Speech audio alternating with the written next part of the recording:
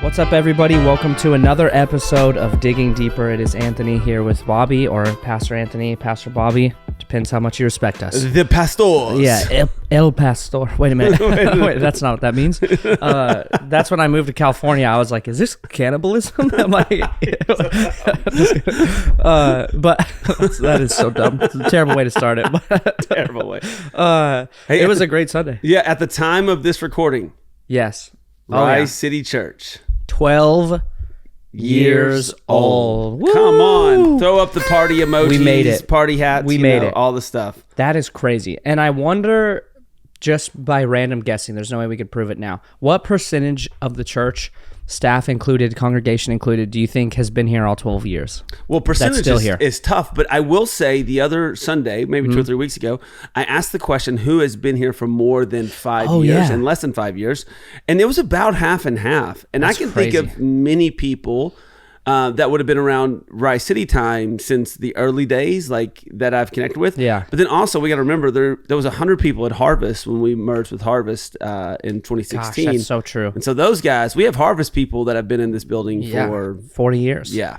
That's crazy. It's always wild to me when I meet someone that's in that like Harvest family that's like, I'm like, oh yeah, nice to meet you. And they're like, yeah, I was a kid here and I was in the preschool here back when the building was like pink or something. I guess their kids' rooms were pink or something like that. Yeah. I was like, that's so crazy. But yeah, 12 years of Rise City Church. So many amazing things. I mean, I've been here 3.5 and I feel like, one, it feels like more than 3.5, but also In a good way. yeah, in a good way. Yeah, I'm like still here. No, 3.5 years. It feels great, and I can just think through, countless amounts of stories about God showing up in the lives of people.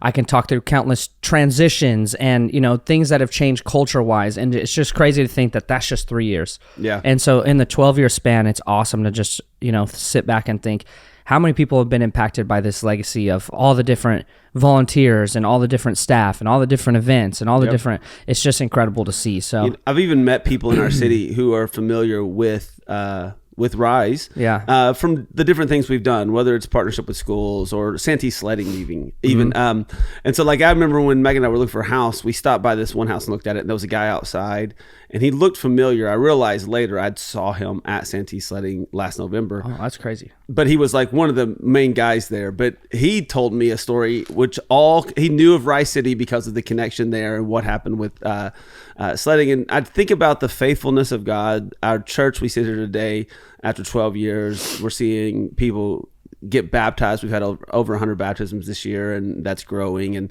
we're seeing our church even grow and expand. And it's a beautiful reminder of God's faithfulness over generations. Yeah. We, so thankful for Pastor Brandon and Jamie as they came out here to launch. Yeah. And thankful for the season that we're in now. Thankful for every staff member who's ever served on staff here or volunteered here. Yeah. That leaves us to the place where we're at today, where we're still growing. And, speaking of growing, yesterday was awesome. Insane. So our 9 a.m. service, for those of you who were at the 9 a.m., you already know this, packed. Every chair we had in the building was put out. Literally every chair. All the plastic room stacked chairs, everything. Yeah, out crazy. in the room.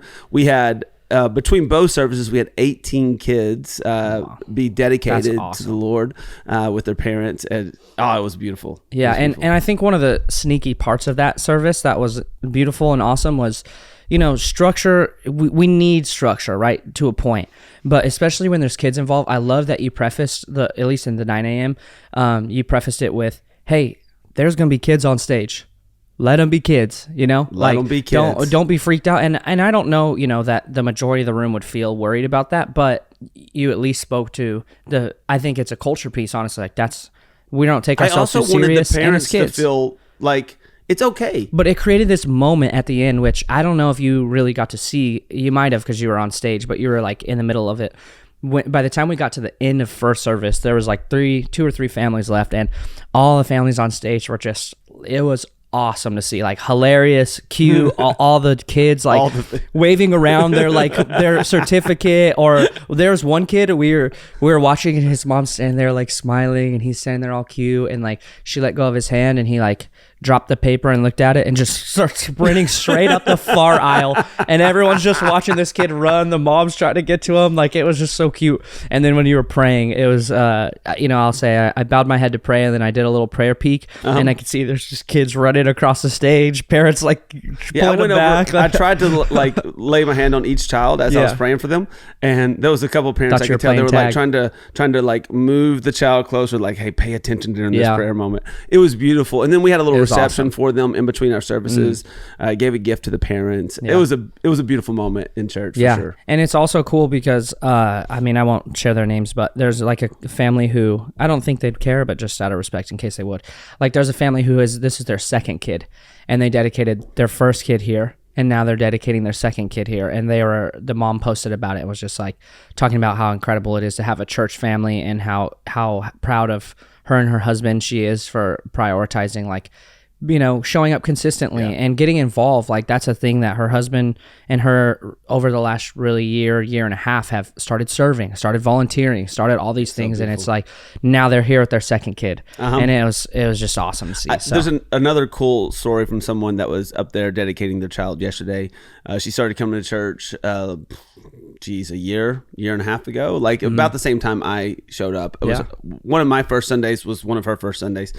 But since then, she's committed her life to the Lord. She's bringing her friends to church. She's been baptized. That's so great. She's jumped into community here, and now she's dedicating her son that she has. And just that beautiful moment, I think I even told her, like, on platform, like, God's doing some pretty incredible things in your life. That's so awesome. And it's really cool to see those kind of shifts, because, as parents, if you're a parent, obviously you know this to be true. It is our primary responsibility to help raise up our child in the way they should go, to help them to have an understanding and knowledge of who God is, who Jesus is, what He's called them to. And so as parents, that's a monumental moment to go, hey, this is how I'm going to raise my children. Yeah. And so I loved every second of it. Both services. In second service, we had less kids on platform because we just always let the parents pick the service you go to normally. Yeah. And but still, I think it's just awesome. And it's cool for the rest of the church to see, like, I think you could say you're a family church, but do you operate that way? And then when you show up to Rise, it's not just a cool thing on the website. In fact, I don't even know if it's on the website, but you show up and you're like, oh, there's kids everywhere in the lobby. You could say youth ministry is great, but if there's not kids serving or kids in front of your face, you don't know that those students are actually here, and so this is one of those things that is always so cool to me too, because it brings everyone in. And then who knows, like the woman you mentioned that was here like a year, like got here when you were here. There could be someone in the room for the first time or the first couple weeks that has a family that's just like barely dipping their toe in, trying to see, is this for me? And they're like, oh, that's incredible. Yeah. So who knows what kind of snowball effects happen from here, but it was a great Sunday. Perfect way to lead into our 12-year anniversary. And then you mentioned last week that we were at a conference. A few of us on the pastoral staff went to Virginia Beach for a church conference. It was incredible, but God had really been stirring something up on your heart that you ended up sharing yesterday, where you were like, the idea and the story of Lazarus was just on my mind. It was on my heart. You were even, talking about it at the conference. I remember a couple of times you're like, I'm going to talk about Lazarus this week. I'm going to talk about Lazarus. So I was just like, where's he going to go with this? I have no idea. But we led into the message from, Amazing Baby Dedications. And then I think pretty much immediately it was this moment of, at least in my row, which every time I'm on the podcast, I talk about my row, but I think it's cool because my row is like this crazy generational, I say my row, like it switches often, but it's, if I'm in a row that I sit in often, it's like Jen and her husband who have been in church for years. And then it's like their friend who's very, very new to church. And then it moves to like me, who's been in church about 7 years total now. And then it goes down and it's like youth student who got saved a year ago, a girl who's here for the first time, her cousin who's been here twice. Like, and so it just, the whole row goes from like, I've heard everything, I know everything, down to like, I don't even know what we're doing right now. And so we get this like mixed response. And so as soon as you started talking about Lazarus though, you mentioned, you read the scripture and, you were getting to your point, but you're like, and Jesus was perfectly on time, all these things. And he said, walk out of the grave. Or what do you say? Lazarus come out. Yeah, Lazarus come out. And you did your little step of him walking out, and like everyone laughed, and the girl at the end was like, leaned over and I literally heard her whisper, he came back alive. That is amazing. Dude, I literally almost was like, come on. I was like ready to go. That is amazing. But, dude, what a story. What a message. It literally, she was shocked by it. And then you went through these points that, like, I think summed it up perfectly in the sense of you didn't just like read the story and say, whatever, but you read the story and you brought back these major points into what does this actually mean for us? Or, what is our calling as a Christian, I guess you could say, or what is our role in this? And the first thing that you said on there that I have highlighted was you talked about obstacles, and you said how sometimes as Christians, we're actually the ones who put the obstacles in the way of people. Sometimes we avoid it, or sometimes we see obstacles and we might acknowledge them but don't do anything about it. But you said that we are called to go and move obstacles so that others may live. And I don't know if you want to like maybe do a quick recap on that one, or the whole thought of it was just Jesus is going to shout into the tomb, into the cave that Lazarus is buried in, to tell him to come out, but there was a stone there, and Jesus didn't move the stone himself. He asked the people. He asked the people to move the stone, and at first they protested. They were like, that's not a good idea. But then they did it. He later asked them to unbind. Like, he had them involved with it. Yeah. And, I thought about him, like, could Jesus' voice broke through the stone? I mean, the centurion with faith, like, he said it, and, however far away that centurion's house was, it happened. Yeah. So Jesus could have called him back to life without with even the stone there. But there was something that he wanted involvement. So I just began to think about that, and it's the idea of like, we are dead in our sin. That was the thing I kept wanting to come back to. We are dead in our sin. If you're not a follower of Jesus, every human being, you're dead in your sin until you encounter life through Christ. That is the only way. Yeah. Jesus is the only way to heaven. He's the only way, name under heaven by which we may be saved. Like, that's really important. And so I just kept thinking about the imagery, not of like life or death, breath and lungs or heartbeat, but life and death in regards to that, and how Jesus had him move that stone away, roll the stone aside. Yeah. So the words could penetrate through into the heart. And I do think it's funny that Jesus shouted. I mean, obviously there's something there. I don't know that Jesus had to shout, but he chose to shout. But the idea is there was obstacles that had to be moved. And what are the obstacles in people's life? And sometimes it's preconceived notions of church. Sometimes it's cultural things in the U.S. Like we live in the U.S. obviously, but there's things that happen in our culture that create certain obstacles. Sometimes it's obstacles that we find on social media, and I think it's easy for us to observe the obstacles. Well, it's hard for them to hear because of X, Y, Z. It's hard for them to hear because someone in the church did something bad to them. It's hard for them to hear because something in the culture makes them think a certain way. It's hard for them to hear because whatever. And it's cool to observe it, but that's not actually the calling. The calling is to help roll that obstacle out of the way, which brings us into proximity and closeness. And so... So that was the whole thought on that idea. I actually had someone message me last night, emailed me. I read it this morning before we started recording. Even that concept, how appreciative they were. And they had some ideas. They're like, I think this is actually one of the biggest obstacles that stops people. And it was a cultural thing, but it stops people from hearing the gospel. Yeah. And again, I just think it's important for us not to waver on our beliefs, but it's important for us to meet people where they're at. To help them to encounter Christ. Yeah. Well, and what you said is so true about sin. Like, we always emphasize that to students, that the wages of sin is death. Not some sin will lead you to death, not sometimes sin will get you dead. Like, all sin equals death. And I think it's so cool that, one, it's always funny now too, like that I've been in church a while, to see just the contrast and comparison of different stories and how you see how consistent Jesus actually is in all of it. And recently I've been on this like authority kick, not like toxic masculinity, leader, authoritarian type authority, but just how authoritative Jesus was. That comes from his, like you see it in his language, you see it in the confidence and everything. So when like you talk about him shouting, did he have to? Probably not. But also, I feel like there's a part of that, again, to me, I was immediately like, but that's the authority that comes with the assurance of God. Like, is it possible that he shouted? This is something I was thinking about. Yeah. Is it possible that he shouted because he wanted to make sure that everyone there knew what he said? So when Lazarus walks out, there wasn't like a a question. Like, oh, he was alive the whole time. Or it was like, oh, it just sort of happened. Did Jesus expect that? Yeah, Jesus expected it. He said it loud enough for everyone to hear it's in great. his vicinity that Lazarus was going to come out of that grave. Mm-hmm. I don't know. I thought about that. I also thought it was so true. interesting to me that Jesus was angered. He was angered. It actually says it twice. He was angered, overcome, like deeply moved. He weeps. He gets to the tomb and he's still angry. Yeah. He's angry at the situation. He's angry at the way maybe people perceived it. And I don't think he's angry that they buried a dead man in a tomb. That doesn't make a lot of sense. That's what you do. Yeah.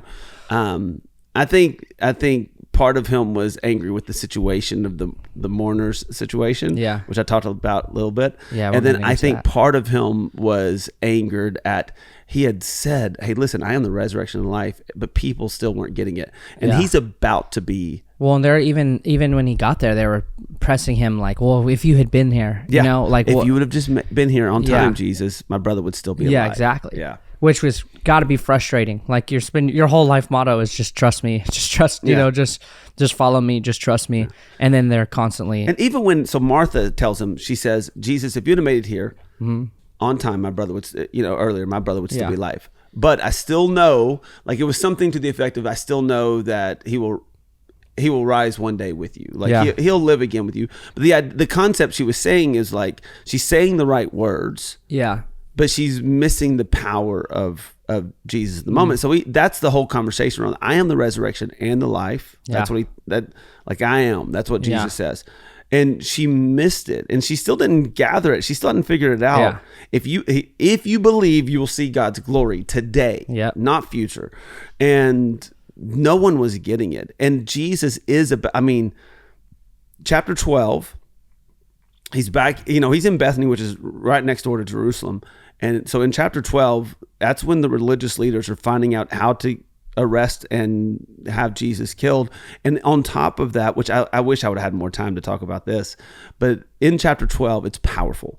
Lazarus, many people are coming to Christ because of Lazarus. Like that's the story. So the religious leaders decide, not only do we want to kill Jesus, let's go ahead and kill Lazarus as well.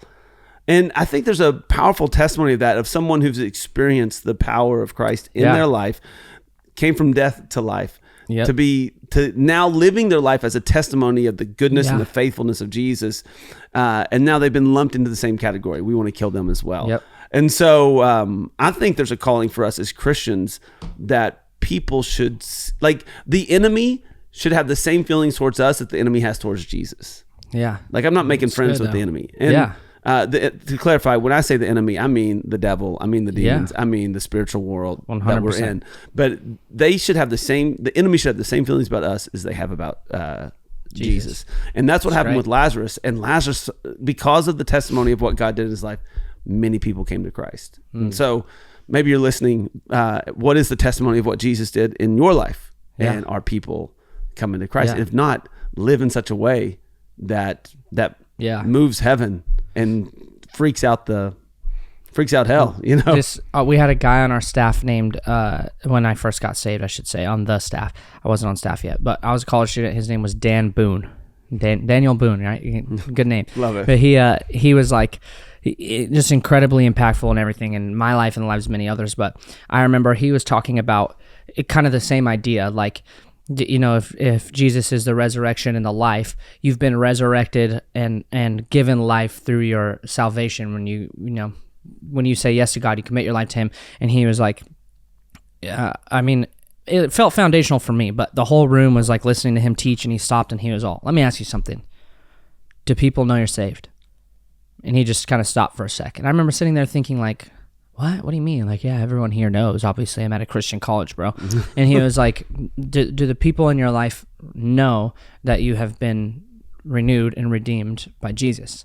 Like I'm not talking your neighbor, like direct neighbor, but I'm talking your family that's not saved. I'm talking people at Chick-fil-A, when you're out and about. Is there something that's different about you that others would say they're marked by God?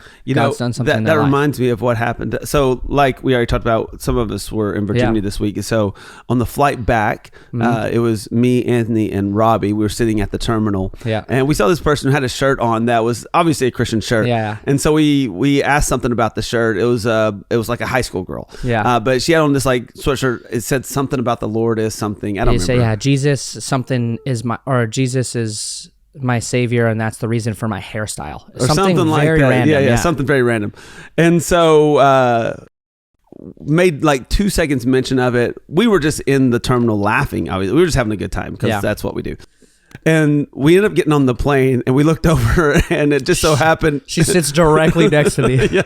And I love you said what you said. I think you texted to us, or maybe you told us when we got off the plane. Yeah. But that she told you that she goes, I wondered if you guys were Christian because you all seem so happy and joyful. Yeah.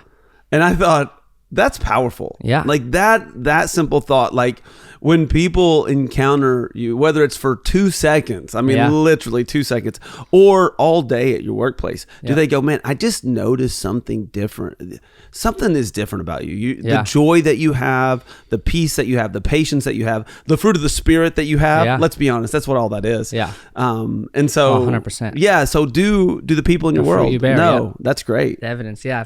If that's what we're in right now, is we've been in a series on the fruit of the Spirit, and we always say fruit equals evidence. So if it's evidence of the Spirit, then what is the evidence in your life? If it's not lined up with the fruit of the Spirit, God might not be your source. God might not be on your throne. Like you will bear these fruit. Yeah. It's not you'll get some fruit. You will bear these fruit. Yep. And so shout out to Lydia was her name, and I remember she got on the plane, and that was so cool too. Like, first of all, we invited 3 total people to Rise City Church between 3 different airports. Like, we were like, even happened. So random. Yeah, Robbie sits down next to this guy, and then we ended up being all the way from Norfolk, layover in Atlanta to San Diego. Yep. He was coming Same flight. all the way to San Diego as well to visit his daughter, who's in the military, lives in Tierra Santa.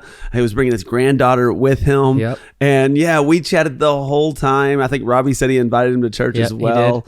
But yeah, multiple stories like that. Yeah, and then, but what was so cool about this girl too, just quick side note, like when we started talking and she was like, yeah, I'm a junior in high school, all this, because like I said, she was right by me on the plane.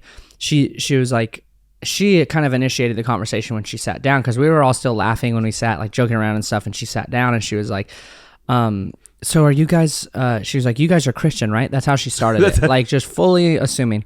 And I was like, yeah, we're actually all pastors on staff at a church. And we started talking a little, and she was just like, well, my family's military.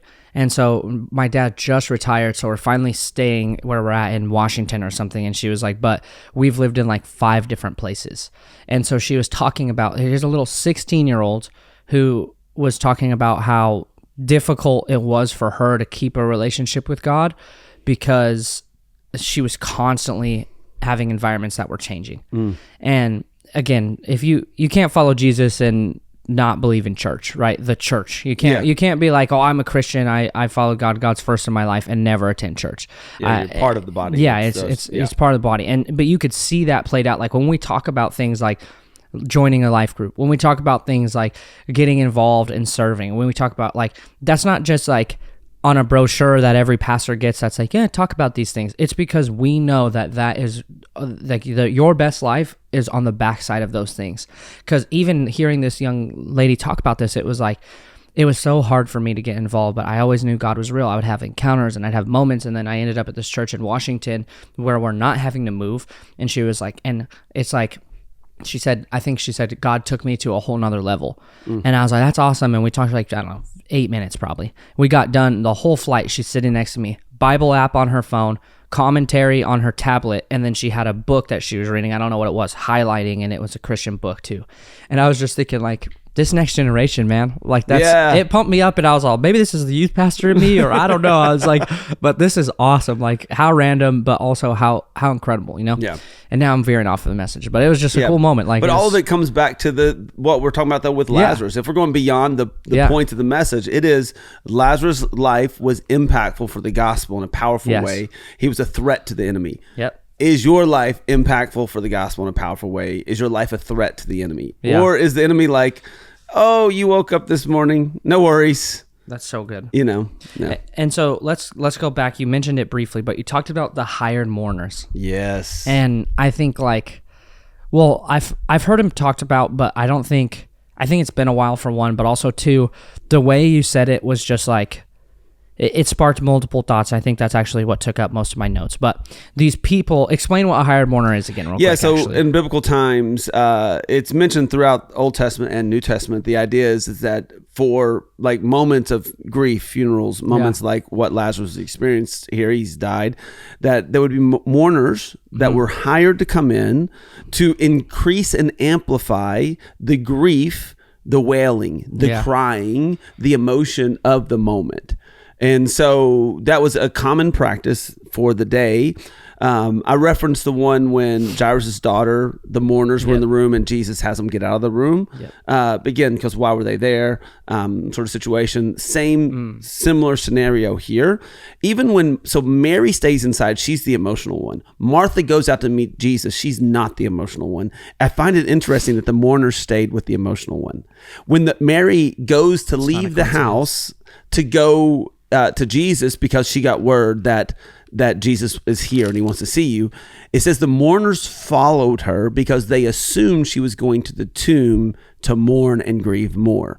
So they're there to play a role, to act, to play a part. Now, there could have been real mourners there as well, to clarify. We don't know the content. Actually mourning. Actual mourning. We don't know the content of every single person there that was a part of that crowd, but we do know that there were mourners there that were hired to go with. And so, Mary shows up where Jesus is at. All the mourners are around.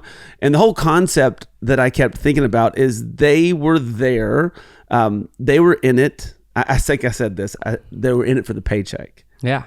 And you know what? The paycheck could have been financial, but also in the make it for ourselves. The paycheck could be financial. It could be notoriety. It could be popularity. Popularity. I remember when, if I would have had a chance to tell this story, I would have. So when I was in high school, I grew up in East Tennessee. The roads, all back roads style roads.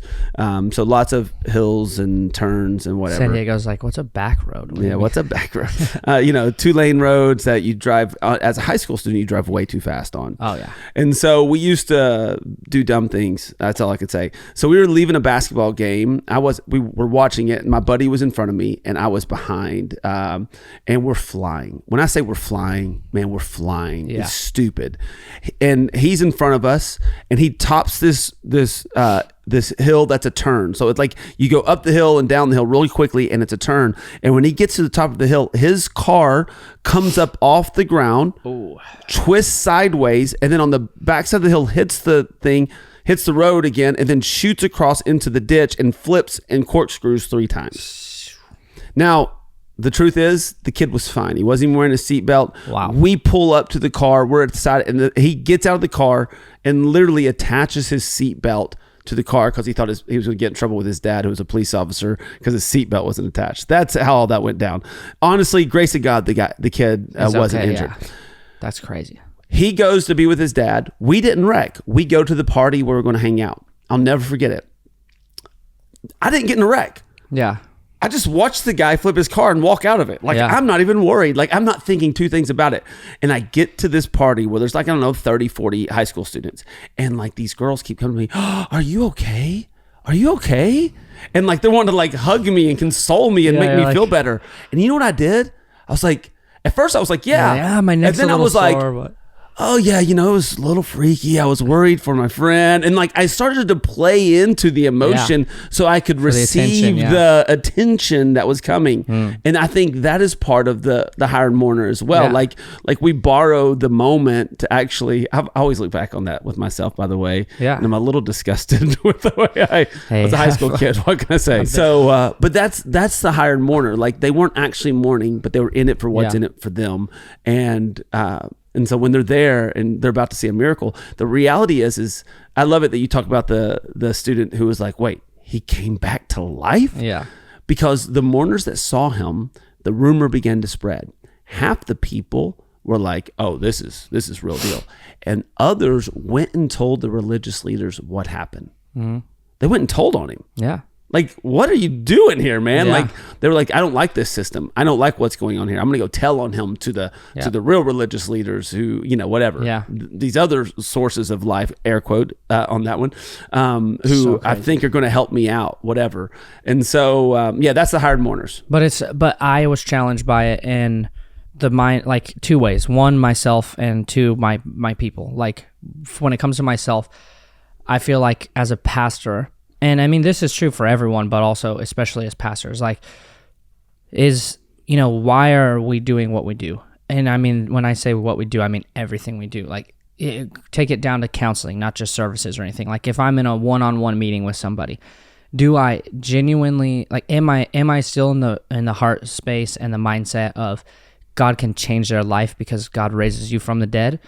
Or is it a box to check off? Or is it, they've asked me a few times, so I'm going to do it. And, like, I'm a human, so I would say, thankfully, as long as God's been first in my life, it swings the right way. Yeah. But also there's times when I can find myself almost being like the hired mourner. Like, I'm not doing this because I believe that Jesus raises the dead to life right now. I'm doing this because it's what I'm paid to do. I'm doing this because it's what it's expected of me, even.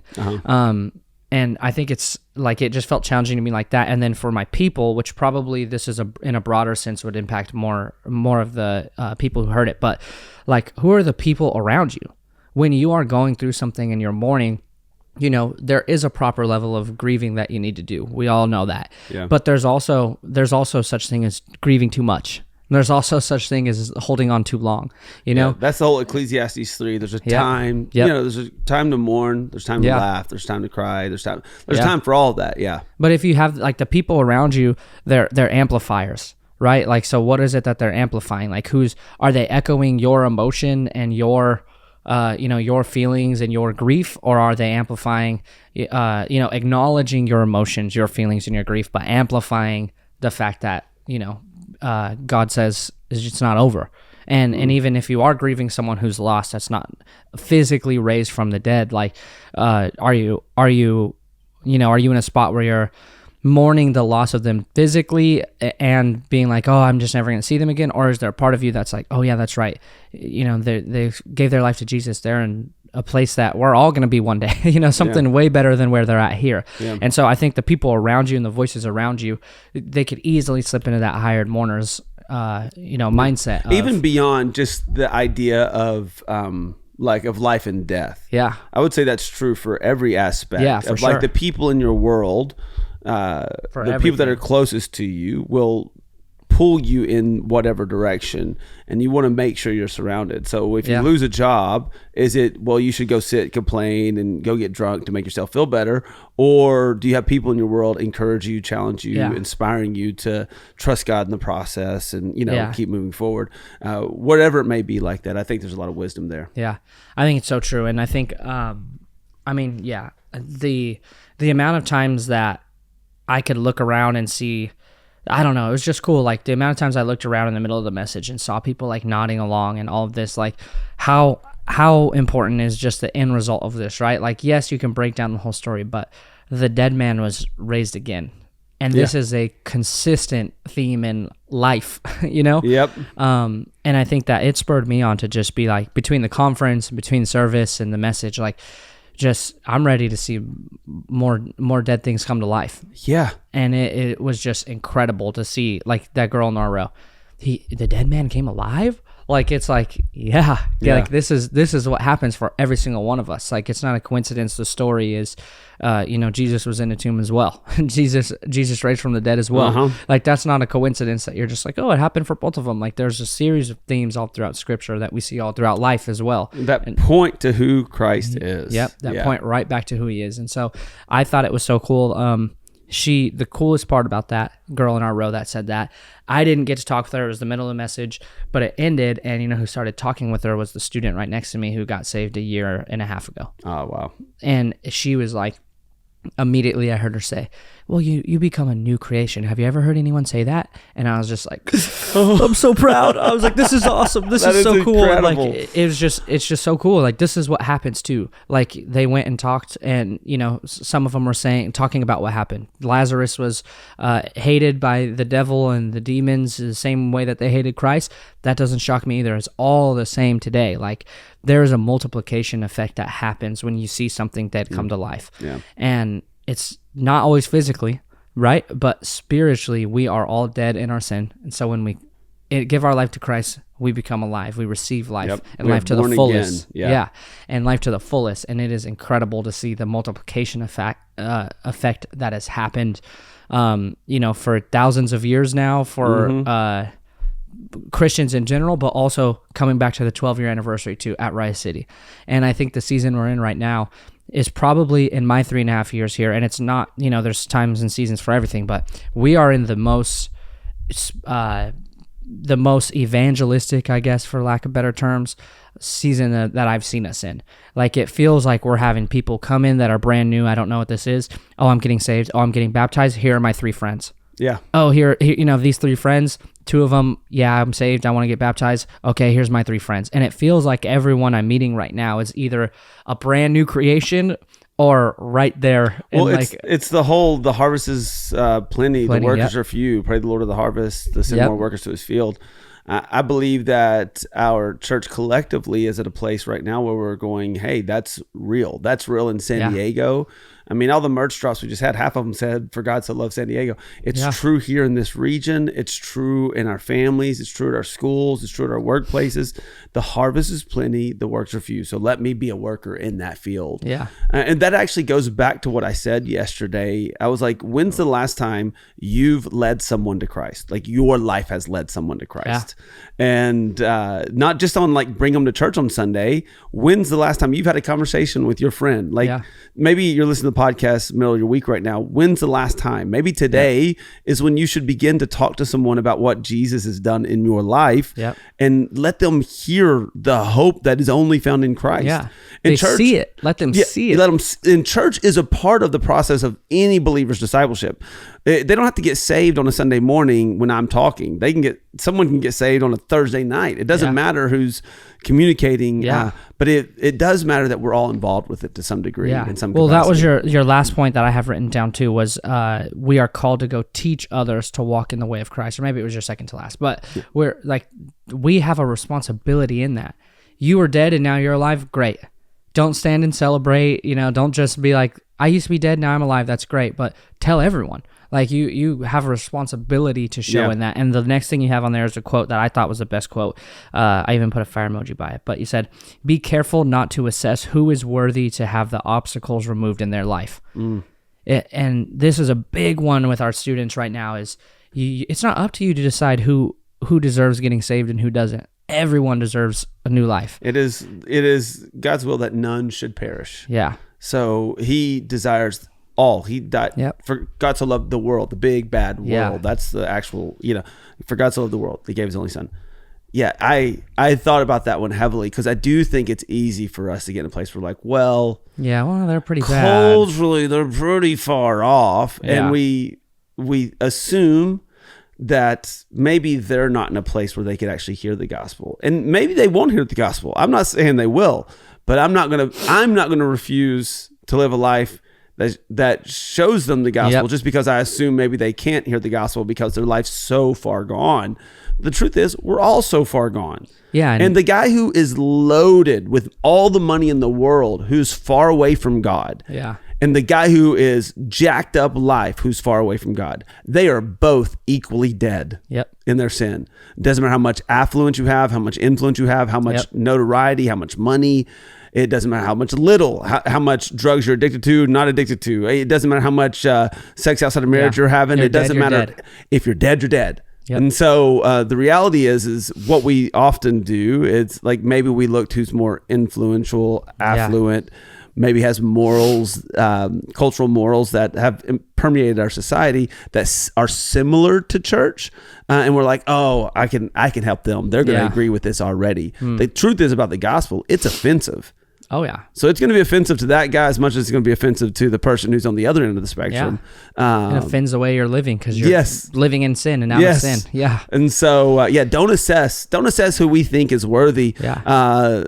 There's a reason that God is a redeemer. Yeah. Because he knew if he gave us the power to be the redeemer, we'd pass on so many people because we're judgmental. Yeah. Because we're worried. We're like, yeah, it's so true. I'll never forget the same guy, Dan Boone. Last story I'll share, but he was talking to us once about probably same series we were in. I don't remember what class it was for, but talking to us about sharing our testimony and the power of our story because it's really God's story played out through us. And he was talking about that, and he said that one of the biggest losses of his life was when he passed on an opportunity to share the gospel with somebody because he thought they were more influential than him and cooler than him.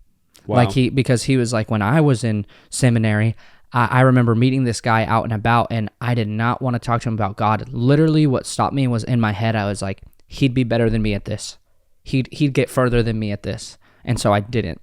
Wow. And I was like, oh my gosh, that's so true.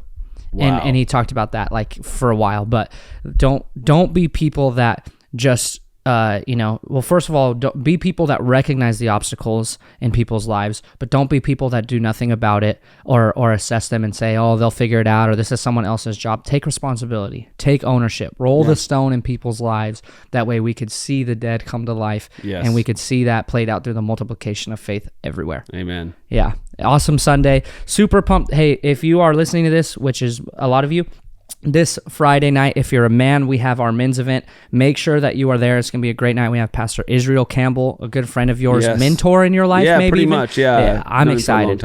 I'm excited. I know a good bit of guys going. So Friday night, there's that, and then Pastor Israel Campbell will also be with us on Sunday, and it's going to be a good one. So it's going to be a great week. I'm looking forward to it. But we will see you guys this Friday night if you're a man, and this Sunday otherwise. Love you guys. Do we normally say love you? I love you all.